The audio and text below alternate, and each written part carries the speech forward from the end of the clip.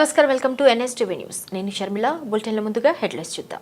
ఆంధ్రప్రదేశ్ రాష్ట్ర వ్యాప్తంగా diesel, petrol కొరతపై ప్రభుత్వ విధానాలను వ్యతిరేకిస్తూ వైఎస్ఆర్ కాంగ్రెస్ పార్టీ అధినేత మాజీ ముఖ్యమంత్రి వైఎస్ జగన్మోహన్ రెడ్డి ఆదేశాల మేరకు డాక్టర్ బిఆర్ అంబేద్కర్ కోనసీమ జిల్లా వైఎస్ఆర్ కాంగ్రెస్ పార్టీ అధ్యక్షులు చెర్ల జగ్గిరెడ్డి పిలుపు మేరకు Kothapeta Indian oil petrol bunk వద్ద పార్టీ నాయకులు, కార్యకర్తలు నిరసన తెలియజేశారు.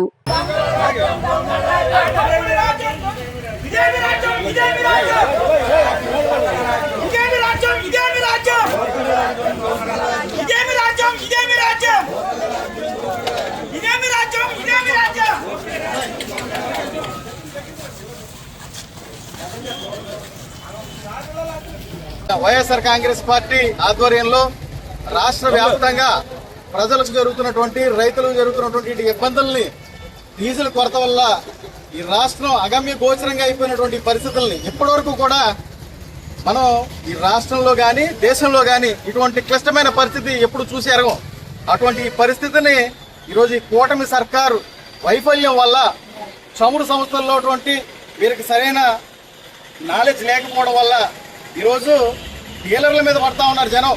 కానీ డీలర్లకి సప్లై చేయడానికి దౌర్భాగ్య పరిస్థితిలో ఈ ప్రభుత్వం తీసుకున్నటువంటి చర్యలు ఉన్నాయని భావించి ఈరోజు రాష్ట్ర ప్రభుత్వం, ఈ కూటమి ప్రభుత్వం వైఫల్యాన్ని ఎండగడుతూ ప్రజల తరపున పోరాటం చేస్తున్నటువంటి వైఎస్ఆర్ కాంగ్రెస్ పార్టీ కొత్తపేట నియోజకవర్గ వైఎస్ఆర్ కాంగ్రెస్ పార్టీ ఆధ్వర్యంలో మా జిల్లా అధ్యక్షులు, కొత్తపేట నియోజకవర్గ మాజీ శాసనసభ్యులు శ్రీ చెర్ల జగ్గిరెడ్డి గారి సూచనల మేరకు ఈరోజు కొత్తపేటలో ఈ కార్యక్రమం చేయడం జరిగింది. ఈరోజు కొత్తపేట నియోజకవర్గంలోనే కాదు, కోనసీమ జిల్లాలోనే కాదు, రాష్ట్ర వ్యాప్తంగా ప్రతి చోట కూడా మీరు రోడ్డు మీద వెళ్తా ఉంటే ట్రాక్టర్లు ఆగిపోయి ఉంటున్నాయి, లారీలు ఆగిపోతూ ఉన్నాయి. సామాన్య ప్రజానీకం హాస్పిటల్కి వెళ్తా ఉంటుంటే ఆ హాస్పిటల్ సైతం చేరుకోకుండా వాడు ఇబ్బంది పడుతున్న పరిస్థితులను మనం చూస్తూ ఉన్నాం.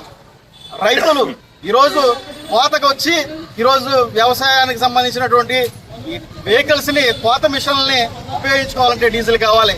దానికి కూడా లిమిట్ పెట్టి ఈరోజు 1500 రూపాయలు డీజిల్ మాత్రమే కొట్టేస్తాం.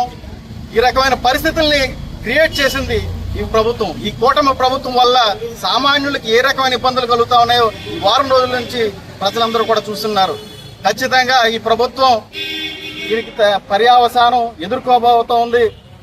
రానున్న ఎన్నికల వరకు అవసరం లేదు. ప్రజల యొక్క బాధని ఈ విధంగా పెట్టినటువంటి ఏ ప్రభుత్వం అయినా సరే దానికి ఖచ్చితంగా దాని పర్యావసానం అనుభవించే పరిస్థితులు భవిష్యత్తులో ఉంటాయని సందర్భంగా తెలియజేస్తూ ఈరోజు ఈ కార్యక్రమంలో పాల్గొన్నటువంటి పార్టీ పెద్దలందరికీ కూడా పేరు పేరున హృదయపూర్వక ధన్యవాదాలు తెలియజేస్తా ఉన్నాను.